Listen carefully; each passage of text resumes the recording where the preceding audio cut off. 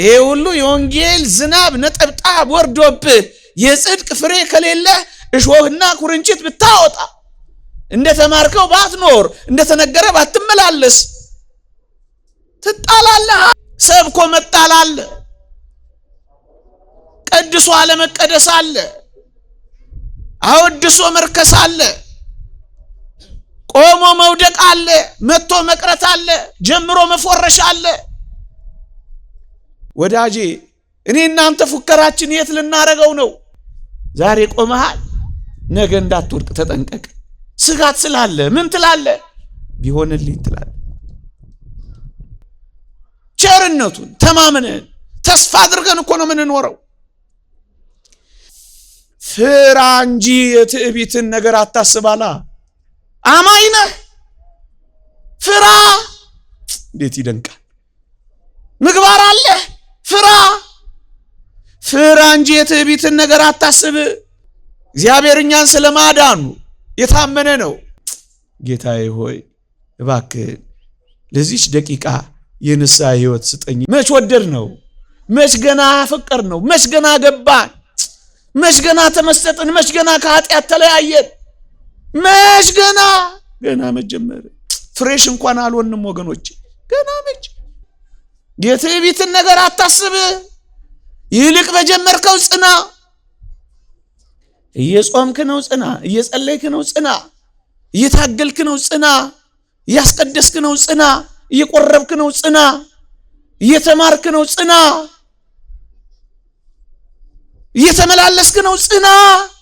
አየህ ብዙ ጸጋ እንኳን ቢኖርህ ወደ ኋላ ልትል ስለምትችል ቢሆንልኝ ነው የሚባለው። ታዲያ በእግዚአብሔር ቃል ላይ ማፌዝ፣ እግዚአብሔር ባደረገው የማዳን ሥራ መቀለድ የያዘ ይሄ ትውልድ አሳዝናችሁ። አቤት ፎካሪዎች! ኢየሱስ ይወደናል፣ ወደ ሰማይ ያወጣናል፣ ድነናል፣ ጸድቀናል፣ በቀኙ ቆመናል፣ እናንተ አልዳናችሁም ባዮች። አቤት ብዙ መንፈሳዊነት ብትሆነው እንኳን ራስን እንዳታምነው፣ ሰውነትን እንዳታምነው። ሺህ ጊዜ ቆራቢ፣ ሺህ ጊዜ ጸሎተኛ፣ ሺህ ጊዜ ተጋዳይ ሁን፣ ዝም በል፣ ፍራ። ዛሬ ያለው መንፈሳዊነት ነገ ባይቀጥልስ? ዲያብሎስ ከዛሬ የበለጠ ፈተና ነገ ቢያመጣስ? በዚያ በሰማይ በቀኙ ባቆመን ቢሆንልን፣ የዘንባባ ዝንጣፊ ይዘን በዘመር ቢሆንልን፣ የዳዊትን በገና የዕዝራን መሰንቆ በዚያ በላይ በሰማን ቢሆንልን፣ በብርሃን ድንኳኖች በዛ በሰማያት በኖር ቢሆንልን። በስመ አብ ወወልድ ወመንፈስ ቅዱስ አሃዱ አምላክ አሜን። አበው ካህናት፣ የተወደዳችሁ ምዕመናንና ምዕመናት በልዑል እግዚአብሔር ስም እንደምን ሰነበታችሁ? እንደምን አላችሁ? ምሕረቱን ያበዛልን፣ እንደ በደላችን ያልከፈለን፣ እንደ ኃጢአታችን ያልተቆጣጠረን የአባቶቻችን አምላክ የእኛም አምላክ ልዑል እግዚአብሔር ዘላለማዊ ስሙ የተመሰገነ ይሁን። ለቀደምት አበው ለነቢያት፣ ለቅዱሳን ሐዋርያት፣ ለሐዋርያውያን አበው፣ ለሊቃውንት የገለጸውን ጥበብና ምስጢር ለሁላችንም ይግለጽልን። ከዚህች ዕለት በረከት ረድኤት ለሁላችንም ያሳትፈን። እንደ እግዚአብሔር ቅዱስ ፈቃድ ለተወሰነች ደቂቃ እግዚአብሔር ቢፈቅድ በአንድ ርዕሰ ጉዳይ ጥቂት አቆያችኋለሁ። የምንማርበት የትምህርታችን ርዕስ ቢሆንልኝ በሚል ርዕስ ይሆናል። ይህንን ርዕስ መርጬ ጥቂት አቆያችኋለሁ። ቢሆንልኝ የሐዋርያው የቅዱስ ጳውሎስ መልእክት ወደ ፊልጵስዩስ ሰዎች ምዕራፍ 3 ቁጥር 10 ሙሉውን ኃይለ ቃል እቤት ስትገቡ አንብቡት። እንዲህ ይላል።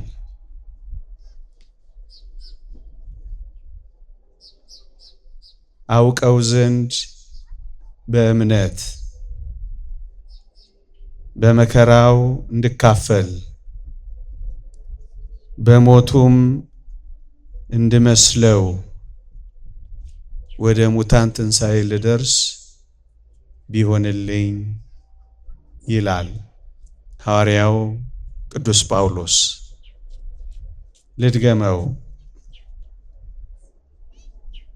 አውቀው ዘንድ በእምነት በመከራው እንድካፈል በሞቱም እንድመስለው ወደ ሙታን ትንሣኤም ልደርስ ቢሆንልኝ ይላል ቅዱስ ጳውሎስ። በዚህ መልእክቱ እምነትን ያስቀድማል። አውቀው ዘንድ በእምነት ይላል። የሃይማኖት መነሻ የሃይማኖት መጀመሪያ እምነት ነውና እሱን ያስቀድማል። አውቀው ዘንድ በእምነት የሚለው ይሄንን ነው። በዚህ ብቻ አያቆምም ቅዱስ ጳውሎስ። ይቀጥልና በመከራው እንድካፈል በሞቱም እንድመስለው ይላል። ይሄ ደግሞ ምንን ያመለክታል? መከራዎች፣ ተጋድሎዎች ናቸው። በሞቱም ክርስቶስን መምሰል፣ ይህ ደግሞ ከፍ ያለ ተጋድሎ ነው። በዚህም መልካም ስራዎችን ይገልጻል ቅዱስ ጳውሎስ። መከራም ተጋድሎም የመልካም ስራዎች ከፍ ያሉ መገለጫዎች ናቸው ወገኖቼ። ልብ በሉ። ሁለት ነገሮችን ነው ቅዱስ ጳውሎስ እየገለጸልን ያለው። አንደኛው አውቀው ዘንድ በእምነት ብሎ እምነትን ያነሳል። ሁለተኛው በመከራው እካፈላለሁ በሞቱም እመስለዋለሁ ብሎ የተጋድሎ ሕይወትን ይጠቅሳል። ይሄ የተጋድሎ ሕይወት ደግሞ መልካም ስራዎች ናቸው። ቅዱስ ዮሐንስ አፈወርቅ ይህንን የፊልጵስዩስን መልእክት በተረጎመበት መልእክቱ እንዲህ ይላል። እዩ ቅዱስ ጳውሎስ በመልካም ስራዎችም ጭምር እንጂ በእምነት ብቻ እንዳልሆነ ያስተምረናል ይላል። ምክንያቱም አውቀው ዘንድ በእምነት ብቻ አይደለም ብሎ ያቆመው፣ በመከራውም ስለመካፈል በሞቱም ስለመምሰል። እነዚህ ተጋድሎች ደግሞ የመልካም ስራዎች መገለጫዎች ናቸው። ተጋድሎች መልካም ስራዎች ናቸው። ለዚህ ነው ቅዱስ ጳውሎስ ሁለቱንም የሚያነሳው፣ እምነትንም ተጋድሎንም፣ እምነትንም መልካም ስራንም የሚያነሳው። ለዚህ ነው ቅዱስ ዮሐንስ አፈወርቅም በመልካም ስራዎች ጭምር እንጂ በእምነት ብቻ እንዳልሆነ አስተውል ይላል። ለዚህ ነው ኦርቶዶክሳዊት ቤተ ክርስቲያን በእምነት ብቻ እንድላለን የማትለው፣ እምነት ብቻ ብላ የማትናገረው። ለዚህ ነው የተወደዳችሁ ኦርቶዶክሳውያን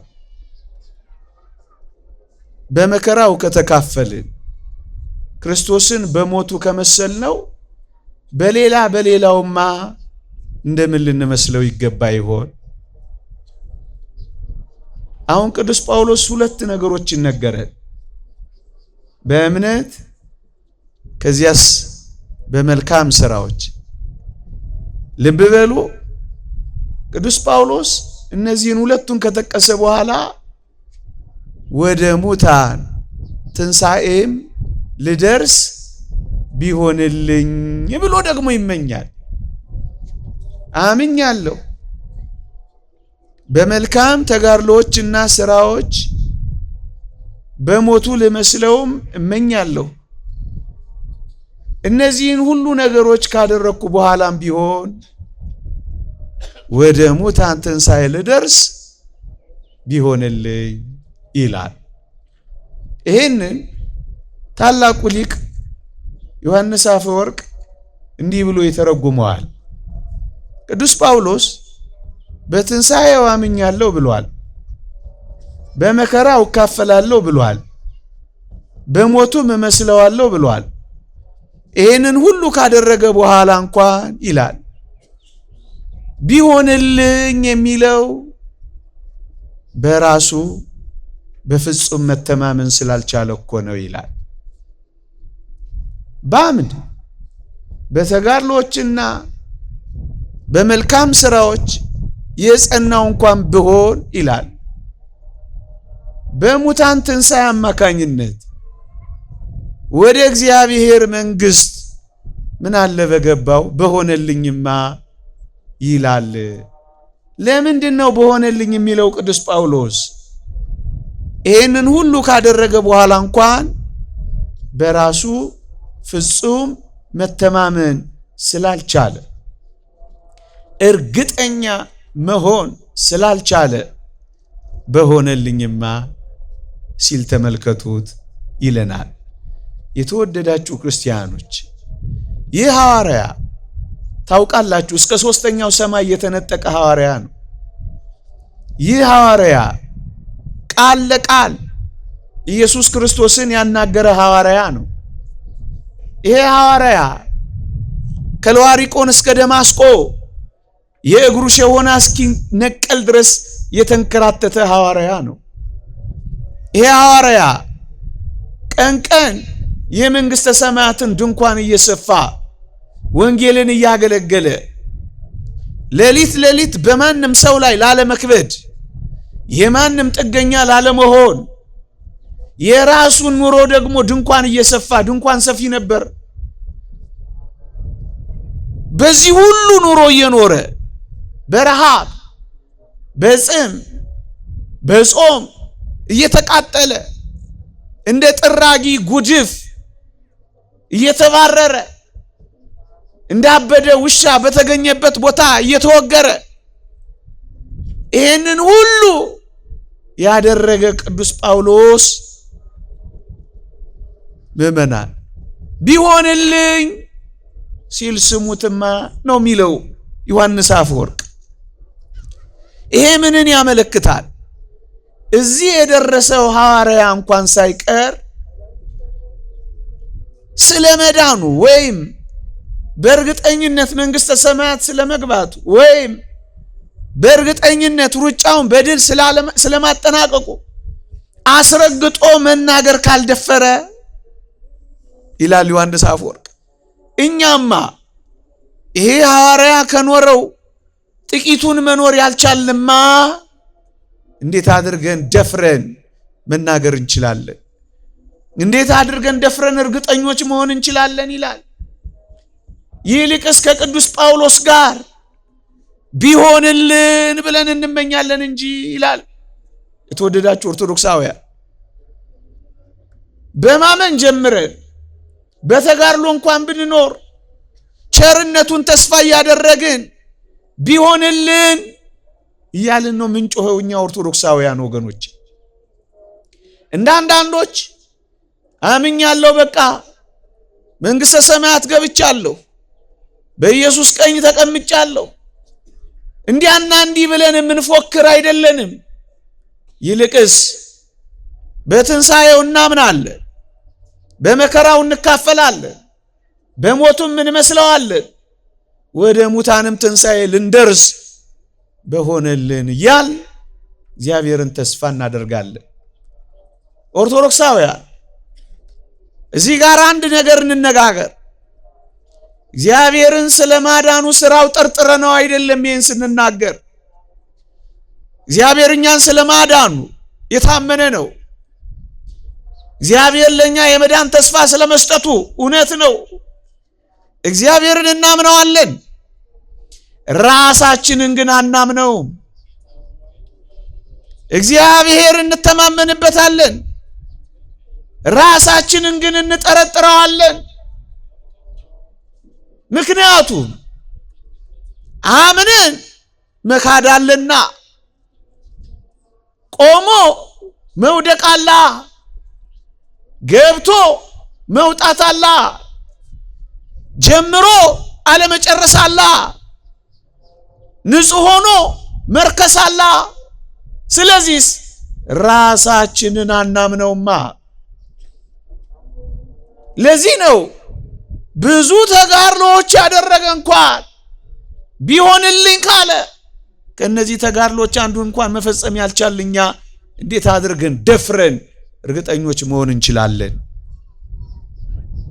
ቅዱስ ጳውሎስ ከዚህ ሐሳብ ጋር የሚያያዝ አንድ አስደናቂ ትምህርት አስተምሯል።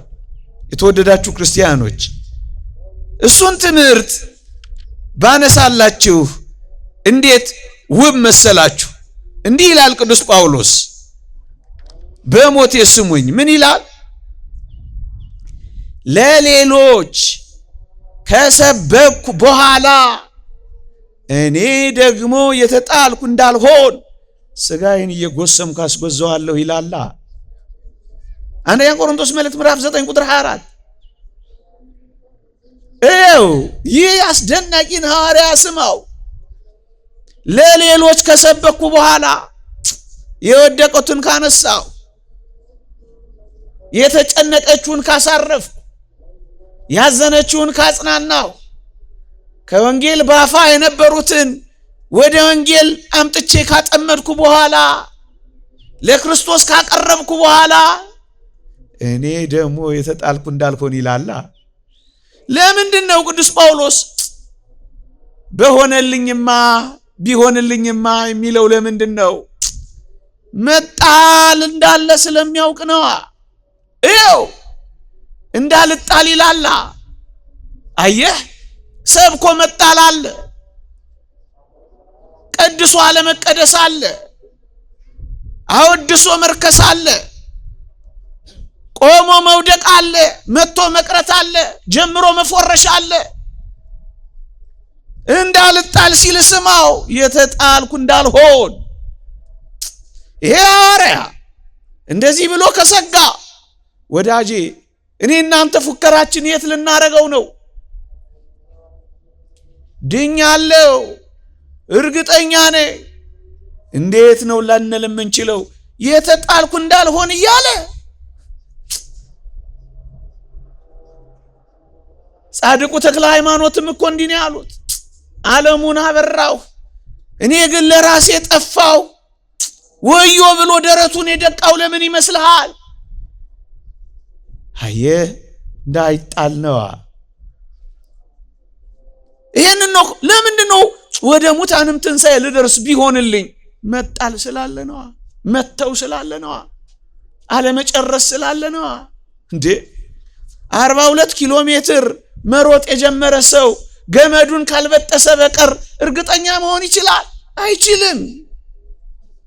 በሽቅድምድም ስፍራ እንደሚሮጡት እናንተም እንዲሁ ታገኙ ዘንድ ሩጡ። ካልጨረስ አቋርጠ ከወጣ እንዴት አክሊል ታገኛለህ? እሱ ስላለ እኮ ነው። ፊሽካ የተነፋለት እኮ አታሸንፍም። ተኩስ የተተኮሰለት እኮ አትጨርስም። ገመዱን ስትበጥሰው፣ አክሊሉን ስትጎናጸፈው፣ እስከዛ ድረስ ግን እንዳትጣል ቢሆንልኝ ትላለህ። እሱ ነው የሚለው ቅዱስ ጳውሎስ። እንዳልጣል ግን ምን አረጋለሁ? እጎስመዋለሁ፣ ሥጋዬን እየጎሰምኩ አስገዛዋለሁ። መረን አልሰጠው፣ በጾም አስገዛዋለሁ፣ በጸሎት አስገዛዋለሁ፣ በትህርምት አስገዛዋለሁ፣ በጸጥታ አስገዛዋለሁ፣ በመቆጠብ አስገዛዋለሁ፣ በልክ በመኖር አስገዛዋለሁ። ለምን? እንዳልጣል ነዋ። መጣል ግን ምንድነው ወዳጆቼ? ቺም ጥቂት ነገር ታነጋግራለች ምእመናን። መጣል ምንድነው? መጣል አለ። አዎ አምኖ ያየው አማኙ እኮ ነው ጳውሎስ። አማኝ ብቻ አይደለም፣ በተጋድሎ የኖረ ነው ጳውሎስ። እንዳልጣል ብሎ ለምን ሰጋ? መጣልስ ምንድነው? እንዲህ ይላል ራሱ ሐዋርያ። መጣል ምንድነው?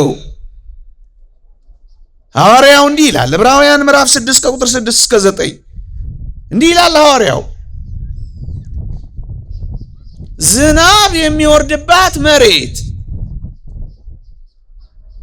ፍሬ ካላፈራች ይልቁንም እሾህና ኩርንችት ካወጣች ይላል የተጣለች ናት ይላል። ለምንድነው ቢሆንልኝ የሚለው? ይሄን ሁሉ ጸጋ ካገኘው በኋላ ፍሬ ሳላፈራ ቀርቼ የተጣልኩ እንዳልሆን ነዋ። ወንጌል ሰብከህ ተሰብከህ የተጣልክ እንዳትሆን ፍሬ ያስፈልጋል።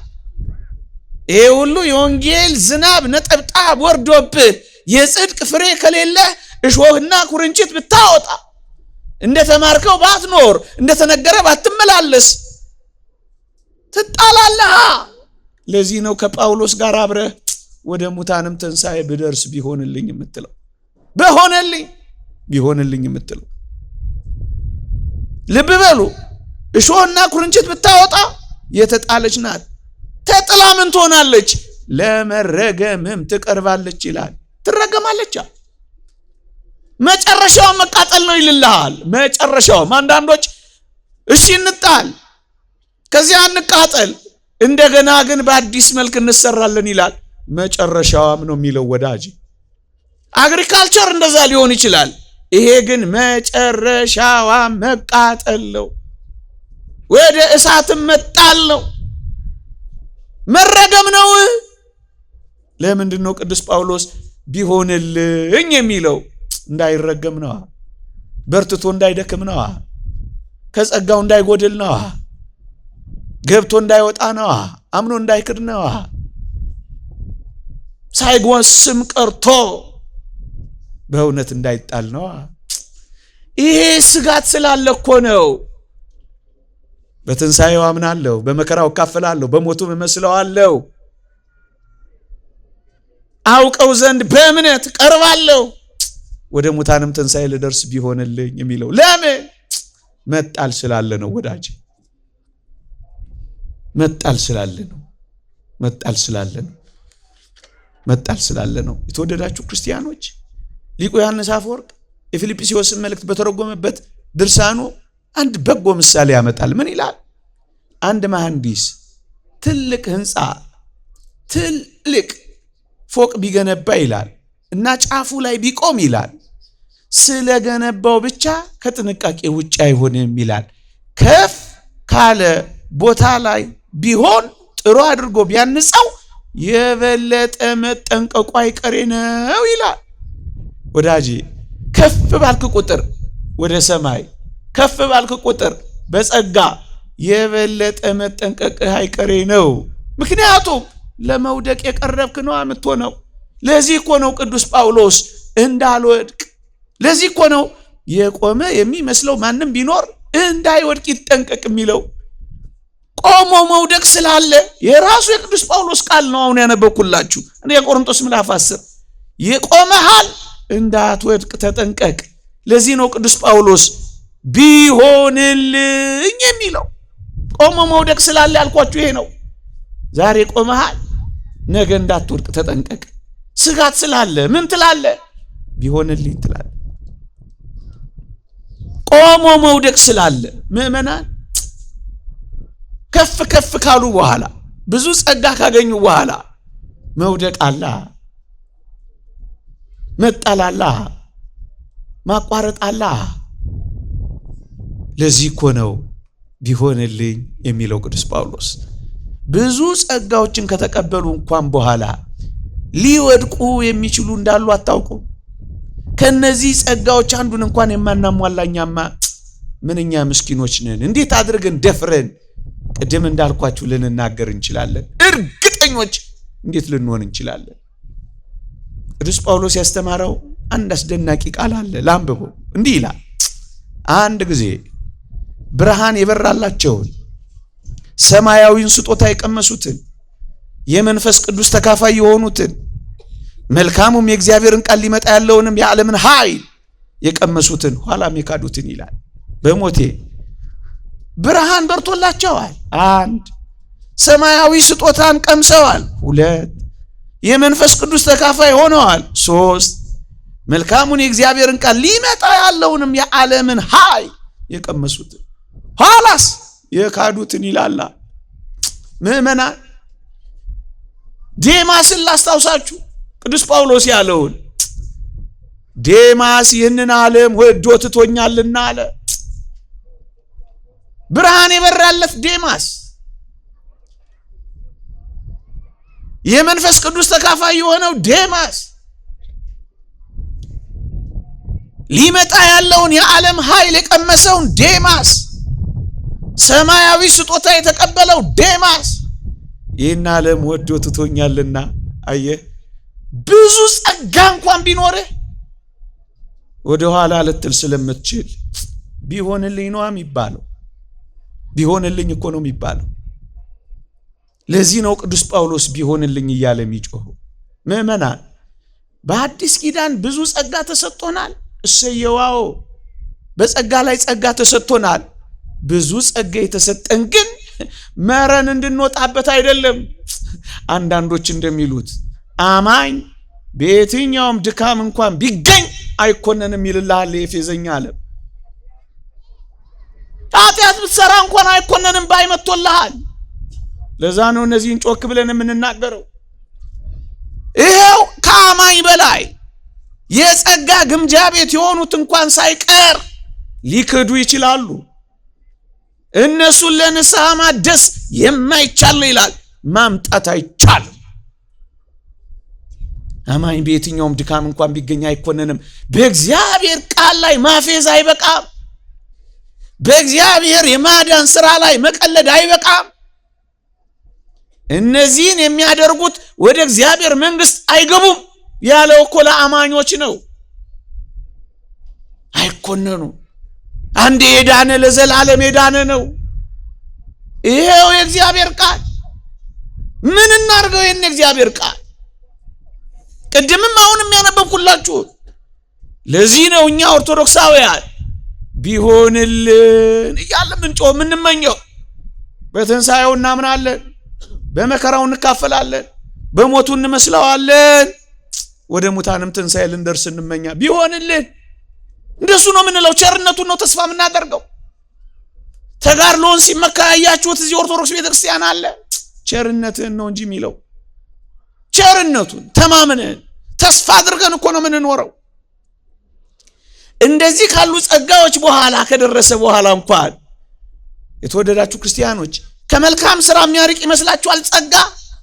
አንዳንዶች ጸጋ እንዲሁ ያለ መልካም ስራ የሚሰጥ ይመስላችኋል? ውሸት ውሸት ውሸት። ዝርዝር ጉዳይ አለው።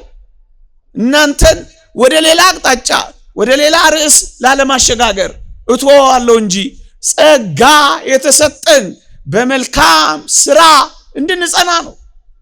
ለዚህ ነው በጸጋ ድናችኋል ካለ በኋላ መልካሙን ስራ ለማድረግ በኢየሱስ ክርስቶስ ተፈጥራችኋል የሚለን። ጸጋ ከመልካም ስራ የሚያርቅ አይደለም፣ ወደ መልካም ስራ የሚያቀርብ ነው። ለዚህ ነው ቅዱስ ዮሐንስ አፈወርቅ ጸጋ በጀርባችን ተንጋለን እንድንተኛ አይደለም የሚያደርገን ያለው። ታዲያ እንዴት ነው በየትኛውም ድካም ውስጥ ቢገኝ አማኝ ይድናል እንደዚህ ይባላል? ታዲያ በእግዚአብሔር ቃል ላይ ማፌዝ፣ እግዚአብሔር ባደረገው የማዳን ሥራ መቀለድ የያዘ ይሄ ትውልድ አሳዝናችሁ። እኛ እንደሱ አይደለንም። እናምናለን፣ የአቅማችንን እንጋደላለን። ከዛስ ቢሆንልን ብለን ቸርነቱን ደጅ እንጠናለን። በቃ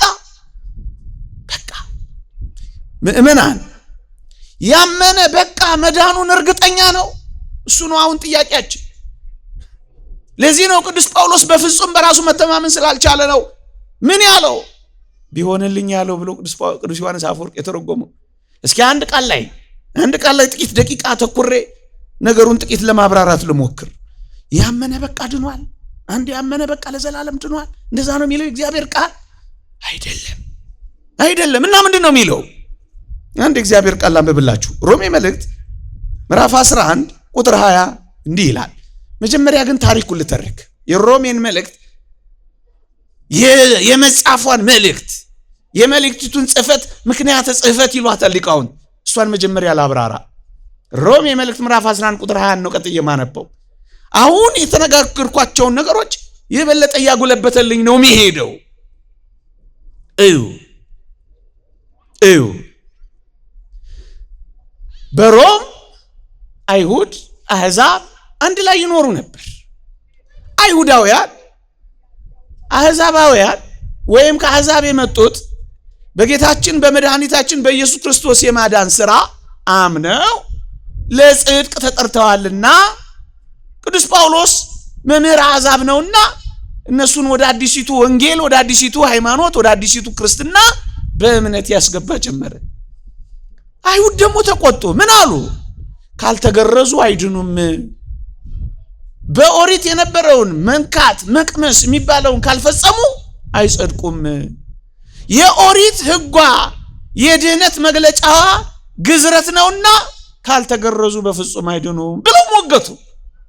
ለዚህ ነው ቅዱስ ጳውሎስ አይሁድም አሕዛብም የሚመኩበት አንዳች ነገር የላቸውምና ሁሉ ኃጢአትን ሰርተዋል የእግዚአብሔርም ክብር ጎድሏቸዋል ብሎ ወቀሳቸው። ሁለታችሁ እዩ፣ አይሁድ አሕዛብን እናንተ እግዚአብሔርን ማታውቁ፣ ካህን የሌላችሁ፣ መስዋዕት የሌላችሁ፣ ታቦት የሌላችሁ፣ ፈፋ ለፈፋ ወንዝ ለወንዝ ጣዖት ስታመልኩ ስትደፉ የነበራችሁ ያሉ አሕዛብን ቀጠቀጧቸው።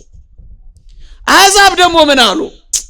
እናንተ እግዚአብሔር ባህር ቢከፍልላችሁ የብስ አድርጎ ቢያሻግራችሁ በእግሮቻችሁ ሄዳችሁ ጣዖት አመለካችሁ እንጂ መች እግዚአብሔርን አመናችሁ እያሉ አይሁድን ደግሞ እነዛ ይወቅጡ ጀመረ። በመካከላቸው ጸብ ሆነ። ሁለቱንም ለማሳፈር የጻፋት መጽሐፍ ከዛ ምን አለ መሰለ? ለአሕዛባዊው ሲጽፍ እዚህ ሮሜ ምዕራፍ 11 ቁጥር 20 ላይ እንዲህ ይላል። በሞቴ ተከታተሉኝ፣ ከምፈልገው ርዕስ ጋር አብሮ ስለሚሄድ ነው። እንዲህ ይላል፣ መልካም እነርሱ ካለማመን የተነሳ ተሰበሩ፣ አንተም ከእምነት የተነሳ ቆመሃል አለው። አይሁድ በኢየሱስ ክርስቶስ አላመኑ። እንዲያውም ከፍ አድርገው ሰቀሉት፣ ከዚያ አዋረዱት። መልካም እነርሱ ካለማመን የተነሳ ተሰበሩ አለ። ቀድመው የእግዚአብሔር ወገን በግዝረት ሆነው ከዛፉ ጋር ነበሩ። ባለማመናቸውስ ተሰበሩ።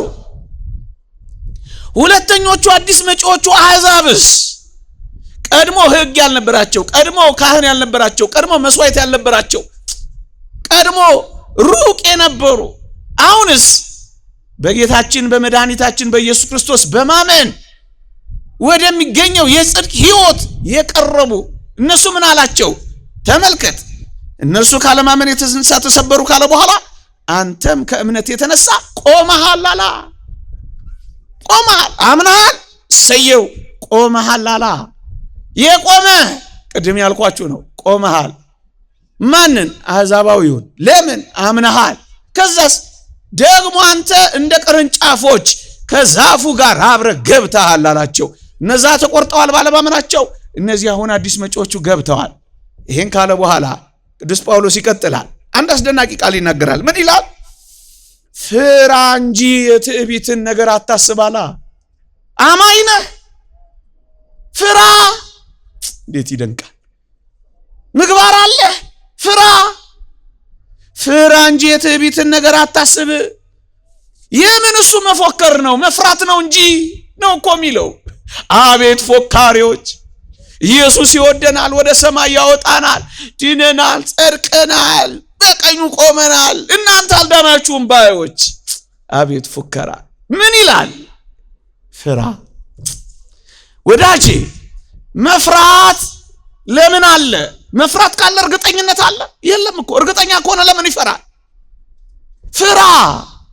አምናል፣ ፍራ። ቆመሃል፣ ፍራ። በምግባር ቀንተሃል፣ ፍራ። ፍራ እንጂ የትዕቢትን ነገር አታስብ። የምን እሱ ትዕቢተኝነት ነው? ቢሆንልኝ ብሎ በትህትና መኖር ነው። አድርገህ እንዳላደረግ፣ እየቻልክ እንዳልቻልክ፣ እየኖርክ እንዳልኖርክ፣ እየተመላለስክ እንዳልተመላለሰ በትህትና ቢሆንልኝ ፍራ እንጂ የትዕቢትን ነገር አታስብ ካለ በኋላ አንድ አስደናቂ ቃል ደግሞ ይቀጥላል። ምን ይላል መሰላችሁ? በቸርነቱ ግን ጸንተህ ብትኖር የእግዚአብሔር ቸርነት በአንተ ላይ ነው፣ ያለዚያ ግን አንተ ደግሞ ትቆረጣለህ አለ። ማን? በእምነት የተነሳው የቆመው። ካልፈራህ ፈርተህስ በቸርነቱ ጸንተህ ካልኖርክ ምን ትሆናለህ? አንተ ደግሞ ትቆረጣለህ። እንዳትቆረጥ ምን አድርግ? ጽና፣ ፍራ። ለምን ይጸናል ወዳጅ? በጽናት ነው የሚጠናቀቀው። ባመነበት ቅጽበት አይደለም እርግጠኛ የሚሆነው። ጸንቶ ሲያጠናቅቅ ነው ድል የሚነሳው ወዳጅ። ቅዱስ ዮሐንስ ራእይ ላይ የተጻፈውን ቃል እናስታውሰው። ድል ለነሳ የሚለው ቃል ምን ይመስልሃል? ያሸነፈ ነው የሚያገኝ፣ የጨረሰ ነው የሚቀበለው። ይሄ ደግሞ የሚሆነው በጽናት ነው። ስለዚህ ፉከራ፣ በውጊያ ውስጥ ፉከራ አለ የለም? አንድ የሚዋጋ ድል ለመንሳት ይወጣ በጥንቃቄ አይደለም የሚዋጋው። ለምን? መሞት መውደቅ አለ፣ መሳት አለ፣ መጣል አለ። ስለዚህ አንተ ደግሞ ትቆረጣለህ። አየኸው? አማኝ ነህ፣ ልትቆረጥ ትችላለህ። ለምን? ካልጸና ምን ትሆናለህ? ትቆረጣለህ። መቆረጥ ስላለ ነው ምን የሚለው? በትንሣኤው አምናለሁ፣ በመከራው እካፈላለሁ፣ በሞቱም እመስለዋለሁ። ይሄን ሁሉ ካደረግኩ በኋላ ግን እንዳልቆረጥ ስለምፈራ ቢሆንልኝ እላለሁ። ወደ ሙታን ትንሣኤ ልደርስ ቢሆንልኝ እላለሁ። ለዚህ ነው ኦርቶዶክሳዊት ቤተክርስቲያን ፉከራ የማትሰሙባት፣ ትህትና ብቻ የምታደምጡባት። እንዴ አታስታውሱ? አባ መቃርዮስን አጋንንት መጥተው ምን አሉት ይላል? መቃሪ ሆይ ተጋድሎ ብርታቱን አዩና አጋንንት መጥተው መቃሪ ሆይ ድነሃል፣ ጸድቀሃል፣ በቅተሃል አሉት ይላል።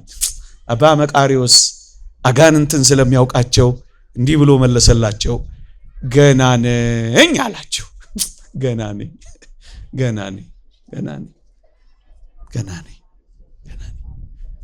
ነው። አልጨረሰማ ውድድሩ። የመላእክትን ዝማሬ ገና አልሰማማ። ገና ነኝ አላቸው። ወዳጄ እንደሱ ነው እኮ የሚሉት አባቶቻችን። ገና ነኝ። ያን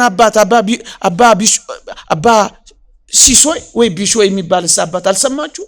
80 ዓመት ሙሉ እያለቀሰ በተጋድሎን የኖረው ወገኖቼ፣ ሊሞት ሲል አልጋ ፍራሹ ላይ እዛ ሰሌኑ ላይ ተኝቶ ደቀ መዛሙርቱ ከበውት እንባውን ሲያፈሳዩት መንታ እንባ፣ ያን የተሸበሸበ በተጋድሎ ፊቱ የገረጣውን እየደረመሰ እንባውን ሲያልፋዩት፣ ከዛ ቀስ እያለ ሊሞት እኮ ነው፣ ቀስ እያለ የሆነ ነገር ሲናገር ሰሙት። ምን የሚል? ጌታዬ ሆይ እባክህ ለዚች ደቂቃ የንስሐ ሕይወት ስጠኝ እያለ ሲያጉተመትም ሰሙት። ደቀ መዛሙርቱ በጣም ተገርመው ጠጋ ብለው አባታችን አቤት 80 ዓመት ሙሉ ከንስሐ በላይ የኖርክ እንዴት ነው በዚህ ልትሞት ባለበት ሰዓት እንደገና የንስሐ ሕይወትና ዕድሜ የምትለምነው አሉት። ልጆቼ ዛሬ ገና እኔ ይችን የንስሐ ሕይወት መጀመሬ ናት አላቸው። አባትህ እንደዚህ ያሉ አባቶች ናቸው፣ በትህትና የሚኖሩ፣ ማይፎክሩ፣ ማይመጻደቁ። ይሄንን ነው አባቶቻችን ያስተማሩን። ገና ነኝ፣ ገናውን የጀመርኩት። ያም አባት አልሰማችሁትም? እዛ ግሪክ አቶስ ተራራ ላይ የነበረው ብዙ ዓመት በተጋድሎ ኖሮ እግዚአብሔርን ገና አሁን ለመውደድ እየሞከርኩ ነው እኮ ነው ያለው። ገና አሁን መች ወደድ ነው? መች ገና ፍቅር ነው? መች ገና ገባን? መች ገና ተመሰጥን? መች ገና ከኃጢአት ተለያየን? መች ገና መጀመር ፍሬሽ እንኳን አልሆንም ወገኖች።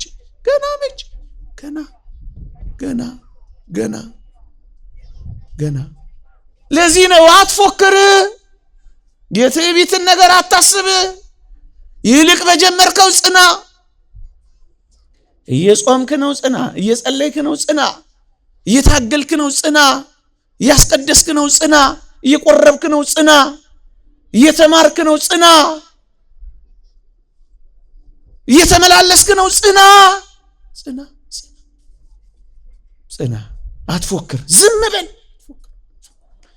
ፉከራ የለም እኛ ቤት፣ ፉከራ የለም። ፍርሃት ካለ እርግጠኝነት እኮ የለም ወዳጄ። ለምን ይፈራል? አንድ ሰው በጣም እርግጠኛ ከሆነ ለምን ይፈራል? እሱን ተውት። እኛ በጣም በመዳናችን እርግጠኛ ከሆን እና ነገሩ እውነትም የተረጋገጠ ከሆነ ሰይጣን ምን በወጣው ስራ የሚፈታው እኛን የሚታገል በቃ ድነናል፣ ጸድቀናል፣ ምን ይዋጋናል? ምን ያስፈልጋል? ለምን ስለ ንስሐ ትማራላችሁ? ለምን ጉባኤ ይሰበሰባል? ለምን ይሄ ሁሉ ወጪ ይወጣል? ለምን አብቅቷላ ነገሩ? እነሱ እንደሚሉት ከሆነ ለምን ዲያብሎስ ይዋጋል? ለምን የዕቃ ጦር ሁሉ ልበሱ ተባል? ለምን የውጊያ ትጥቅ ተሰጠን? የውጊያ ትጥቅ የተሰጠን ፋሽን ሾው ልንሰራ እኮ አይደለም፣ ልንዋጋ ነው። እርግጠኛ ከሆነ ለምን እንዋጋለን? አበቃ ከዳን ለምን እንታገላለን? ሰይጣንስ ለምን እድሉን እኛ ላይ ይሞክራል? ካገኘው ብሎ አይደለም የሚሞክረው የሚታገለው። ፍራ፣ ውጊያ ያለበት እኮ ነው የሚፈራው። ፍራ ፍራ፣ እስከምትሞት ድረስ ፍራ። ነፍስ ከስጋው እስክትለይ ድረስ ራስን እንዳታምነው ፍራው። ብዙ መንፈሳዊነት ብትሆነው እንኳን ራስን እንዳታምነው፣ ሰውነትን እንዳታምነው። ሺህ ጊዜ ቆራቢ፣ ሺህ ጊዜ ጸሎተኛ፣ ሺህ ጊዜ ተጋዳይ ሁን፣ ዝም በል፣ ፍራ። ዝም ብለህ ፍራ፣ ዝም ብለህ ፍራ። ያን መነኩሴ ታሪክ ጨክኜ ልንገራችሁ፣ ባልነግራችሁ ምርጥ ነበር። ጨክኜ ልንገራችሁ። ብርቱ ተጋዳይ ነበረ፣ ገዳም የሚኖር መጨረሻ ላይ ግን አረጀ። በእነሱ ቤት አፈጀ፣ እድሜውም ገፋ። ከዛ አንዲት ደግ ሴት ቤት ይጦር ብለው ላኩት አሉ። እዛ ይደጎም ብለው ትንሽ ይኑር ብለው እንዲንከባከቡት፣ ትንሽ ሲንከባከቡት፣ ትንሽ ሲበላ፣ ትንሽ ሲጠጣ፣ ያ ያረጀ የተጣጠፈ የነበረው ሰው ቀናላ። ከዚያስ ያሳዘናል። እዛ ቤት ከነበረች አንዲት አገልጋይ ጋር ወደቃ፣ ድቀት ደረሰበታ። ከዚያስ ልጅ ወለዳ። ከዚያስ ሕፃኑን ልጅ ይዞ ገዳሙ በር ላይ ተንበርክኮ እያለቀሰ መነኩሴን ካልሞተ እንዳታምኑት አለ ይባላል። መቃብር ካልገባህ እንዴት ታምነዋለህ? ማን አንተ? ማን? ቀሚስ ያስጥልሃል፣ ነጠላ ያስጥልሃል። የተስማ ድምፀ ወትራ ይገጽ፣ ድምጿን አትስማ፣ መልኳንም አትይ አይደል? ማን ነው የሚመካው? ማን ነው የሚመጻደቀው? ዛሬ ያለው መንፈሳዊነት ነገ ባይቀጥልስ? ዲያብሎስ ከዛሬ የበለጠ ፈተና ነገ ቢያመጣስ? ማን ነው ብርቱ ነኝ የሚል? አያችሁ እንዴት ፍርሃትም ያለው አትፎክሩም የተባለው ለዚህ እኮ ነው ምእመናን። ለዚህ ነው ቅዱስ ጳውሎስ ቢሆንልኝ የሚለው ለዚህ ነው። አየው መቆረጥ ስላለ ትቆረጣለህ። አንተ ደግሞ እንዴት ነው ታዲያ ቆም ያለው በቃ እርግጠኛ ነኝ እንዴት ማለት ይቻላል? መቆረጥ እስካለ ልጽና አልጽና በምን እርግጠኛ መሆን ይቻላል? የኢትዮጵያ መድን ድርጅት ኢንሹራንስ አልሰጠኝ። አፍሪካ ኢንሹራንስ አስተማማኝ እጅ ላይ ነህ እንዴ? ሌላ ነው ወዳጅ። እኛ እግዚአብሔርን ስለ ተስፋ ቃሉ እናምነዋለን። የእግዚአብሔርን ፈቃድ እየፈጸምን ግን የመዳናችንን ተስፋ ለማግኘት ግን መትጋት ይገባናል። እሱን ነው መጽሐፍ ቅዱስ የሚለን። እሱን ነው መጽሐፍ ቅዱስ የሚለን። እሱን ነው መጽሐፍ ቅዱስ የሚለን። ምእመናን የማጠቃለያ አንድ ሁለት ነገሮችን ብቻ ልጥቀስ። ምንም የማያወላዱ ኃይለ ቃላት እናምጣ። እዚህ ቲቶ ምዕራፍ 3 ቁጥር 14 ላይ እየሰማችሁኝ ነው? ጮኩባችሁ? ሞራል ይዞኝ ነው ኮስተር ካልኩ እሺ፣ እንጂ ላስፈራራችሁ ፈልጌ አይደለም። እሺ እሱን ልንገራችሁ። እንዲህ ይላል ቅዱስ ጳውሎስ፣ ከወገናችን ያሉት ደግሞ ፍሬ ቢሶች ሆነው እንዳይቀሩ በሞቴ ስሙኝ። ከወገናችን ያሉት ደግሞ ፍሬ ቢሶች ሆነው እንዳይቀሩ የግድ ስለሚያስፈልገው ነገር በመልካም ስራ እንዲጸኑ ይማሩ ይላል ቲቶ ምዕራፍ 3 ቁጥር 14። ከወገናችን ያሉት ደግሞ ፍሬ ቢሶች ሆነው እንዳይቀሩ የግድ ኦፕሽናል አይደለም፣ የግድ መልካም ስራ የግድ። ይኸውላችሁ እዚያ ውጭ ያሉት ወንድሞቻችን የህግ ስራ የሚልና ክርስቲያናዊን መልካም ስራን ያምታታሉ። ቅዱስ ጳውሎስ ያለ ሕግ ሥራ በእምነት እንዲጸድቁ እንቆጥራለን የሚለው ያለ ሕግ ሥራ የሚለው ኦሪትን ካልፈጸማችሁ ካልተገረዛችሁ አትድኑም ያለው ያን የሕግ ሥራ የሚለው ግዝረትን የኦሪትን አትንካ፣ አትቅመስ፣ አትያዝ የሚሉትን ቃላት ጨምሮ በዋናነት ግዝረትን ካልፈጸማችሁ አትድኑ። አሁን ለመዳን ግዝረት አያስፈልግም ነው የሚላቸው። ያለ ሕግ ሥራ በእምነት ይጸድቃሉ የሚለው እሱን ነው እንጂስ ክርስቲያናዊ መልካም ሥራን አይደለም። እና እጅሬችን ቃል ይዙና ሥራ አያስፈልግም፣ ይኸው ያለ ሕግ ሥራ በእምነት ጸድቀናል ይላል። እሱ የሚለው ሌላውን ያልኳችሁን ነው። ለዚህ ነው ቅዱስ ጳውሎስ መገረዝም ቢሆን አለመገረዝ አይጠቅምም የሚለው። እንደውም ገላትያ ላይ ስታነቡ የልብ መገረዝ ብሎ ይገልጸዋል። ሌላ መገረዝ ያመጣል። ስለ መገረዝ በኦሪት ሕግ ስለ መጽደቅ አይቻልም። መገረዝ አሁን ለጽድቅ ምክንያት አይሆንም ነው የሚላቸው። ክርስቲያናዊ መልካም ሥራስ በእግዚአብሔር ማዳን ጸጋ መሰረትነት ላይ የምንፈጽማት ክርስቲያናዊ በጎ ሥራስ የግድ ምን እንዳይሆኑ ፍሬ ቢሶች እንዳይሆኑ። ፍሬ ቢሶች ከሆኑ ምን ይሆናሉ? ገለባ ይሆናሉ። ገለባ ከሆኑ ምን ይላል? ወደ እሳት ይጣላሉ ተቆርጠው። እንደሱ እንዳይሆኑ ምን ያርጉ? የግድ በመልካም ሥራ እንዲጸኑ ይማሩ። ማን ነው ያስፈልግ? የግድ እያለ የግድ ምንደጋግመው በደንብ እንዲገባን ምእመናን። እነዚህ ሌሎችን ያለ አይደለም ከወገናችን ያሉት ደግሞ ይልልሃል። ከወገናችን ያሉት ማለት አማኞች አይደሉም። አማኞች ምን እንዳይሆኑ? ፍሬቢስ እንዳይሆኑ ምን ያደርጉ? የግድ የሚያስፈልግ ነገር አለ። እሱ ምንድን ነው? መልካም ሥራ ነው። መልካም ሥራ አንድ ጊዜ ብቻ አይደለም። ይጽኑ፣ ሁል ጊዜ ይጽኑ፣ ዕለት ይጽኑ። ያለበለዚያስ በቸርነቱ ጸንተህ ካልኖርክ ትቆረጣለህ ነው። ፍሬቢስ ከሆነ ትቆረጣለህ። ታዲያ ይህንን ቃል ስለያዘ እኮ ነው ቅዱስ ጳውሎስ ቢሆንልኝ የሚለው። በመልካም ሥራ መጽናት አለበት። እሱ መልካም ሥራ ምንድን ነው? ቅድም ያልኳችሁ ተጋድሎች መልካም ሥራዎች ናቸው። ለዚህ ነው በትንሣኤው አምናለሁ፣ በሞቱ እካፈላለሁ፣ በመከራው እካፈላለሁ፣ በሞቱ መስለዋለሁ፣ ወደ ሙታንም ትንሣኤ ልደርስ ቢሆንልኝ ብሎ የሚመኘው። ቢሆንልኝ ይህ ነገረ ድህነት ትምህርታችን ነው ምእመናን። አንድ የመጨረሻ ነጥብ ላንሳና ነገሩ ብዙ ነው፣ ጓዙም ሰፊ ነው። ከረዥሙ ባጭሩ ከሰፊው በጠባቡ ያልኩት ለዚህ ነው።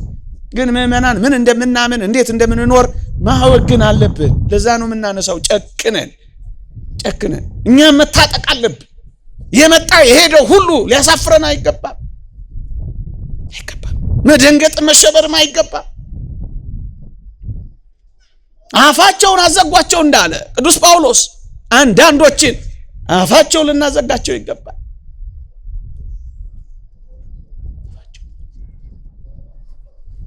የመጨረሻ ቅዱስ ጴጥሮስ አንደኛ ጴጥሮስ ምዕራፍ 4 ቁጥር 15 እንዲህ ይላል፣ ጻድቅ በጭንቅ የሚድን ከሆነ ኃጢአተኛው ይታይ ዘንድ ወዴት አለው? ፍርድ ከእግዚአብሔር ቤት ተነስቶ የሚጀምርበት ጊዜ ደርሷልና አስቀድሞ በእኛ የሚጀምር ከሆነ ለእግዚአብሔር ወንጌል የማይታዘዙ መጨረሻቸው ምን ይሆን? ፍርድ ከእግዚአብሔር ቤት ተነስቶ የሚጀምርበት ጊዜ ደርሷል። ከዚህ ነው የሚጀምረው። ከዚህ ከመቅደሱ ነው የሚጀምረው። ከኛ ነው የሚጀምረው። ከመድረኩ ነው የሚጀምረው። እሱም ደርሷል ይላል። ያሳዝናል። እሱም ደርሷል። ፍርድ ከአማኞች ነው። ከአማኞች ከአገልጋዮች ከኛ አካባቢ ነው የሚጀምረው። እዚህ ውስጥ ካለን ነው የሚጀምረው። ፍርድ ከእግዚአብሔር ቤት ተነስቶ የሚጀምርበት ጊዜ ደርሷል። አስቀድሞ በእኛ የሚጀምር ከሆነ አየህ፣ ታዲያ እንዴት እርግጠኛ መሆን ይቻላል? አንዳንዶቻችን ለፍርድ የምንጠበቅ ከሆነ እንዴት አድርገህ እርግጠኛ መሆን እንችላለን? እዚህ ቤት ውስጥ ኖረ። ለዚያ እኮ ነው እርግጠኛ እንዴት ልንሆን እንችላለን? ቅዱስ ጳውሎስ እርግጠኛ ያልሆነ እኛ እርግጠኛ መሆን እንችላለን? ጻድቅ በጭንቅ የሚድን ከሆነ በጭንቅ ጻድቅ እንኳን ደግ ክርስቲያናዊ ሰው እንኳን በጽድቅ ሕይወት የሚመላለስ እንኳን በጭንቅ የሚድን ከሆነ በጭንቅ እንዴ አንዴ በጸጋው ከጫነ የምን እሱ ጭንቅ ነው? አየ እንደዛ እንዳልሆነ አወቅ። በጭንቅ የሚድን ከሆነ የሚለው ለዚህ ነው። ጻድቅ እንኳን ገና የሚድን ከሆነ ይላል። አንድ ጊዜ ዳነ ከሆነ ለምን የሚድን ይላል እንደገና? አላ ጻድቅ እንኳን በጭንቅ ጻድቅ ማን ነው? ጽድቅ የሚያደርግ ጽድቅ መጽሐፍ ቅዱስ እንደሱ ነው የሚለው። ጻድቅ ማለት ጽድቅ የሚያደርግ ነው። ክርስቲያኖች በጽድቅ ሕይወት የሚመላለስ እውነትን የሚያደርግ ሐሰትን የሚጠላ እግዚአብሔር የሚወደውን የሚያደርግ እግዚአብሔር የሚጠላውን የሚጸየፍ እሱ ጻድቅ ነው። ጽድቅን የሚያደርግ እሱ ጻድቅ ማድረግ መስራት እሱ ነው የሚለው አስቀድሞ በእኛ የሚጀምር ከሆነ በአማኞች። ስለዚህ የተወደዳችሁ ክርስቲያኖች ነገር ልጠቅልለው። አውቀው ዘንድ በእምነት አማኝ ሆኛለሁ፣ በትንሣኤው ኃይል አምናለሁ፣ የቤተ ክርስቲያን ጉልበት መከራውን ድል በነሳችበት በዚህ አምናለሁ። ከዚያስ በመከራው እካፈላለሁ፣ በሞቱም እመስለዋለሁ። ከዚህ ሁሉ በኋላ ግን ወደ ሙታን ትንሣኤ ልደርስ ቢሆንልኝ ብዬ እመኛለሁ። ቢሆንልን በዚያ በሰማይ በቀኙ ባቆመን ቢሆንልን የዘንባባ ዝንጣፊ ይዘን በዘመር ቢሆንልን የዳዊትን በገና የዕዝራን መሰንቆ በዚያ በላይ በሰማን ቢሆንልን በብርሃን ድንኳኖች በዛ በሰማያት በኖር ቢሆንልን የተሳለ የፊቱን መልክ በዚያ ባየን ቢሆንልን በእሳት ድንኳኖች መካከል በተመላለስን ቢሆንልን እንደ ከዋክብት ደምቀን ባበራን ቢሆንልን በዚያ በተስፋው ሀገር ሁላችንም በተገናኘን ቢሆንልን። ይቆየን። አሜን። አብሮ ያሰማን።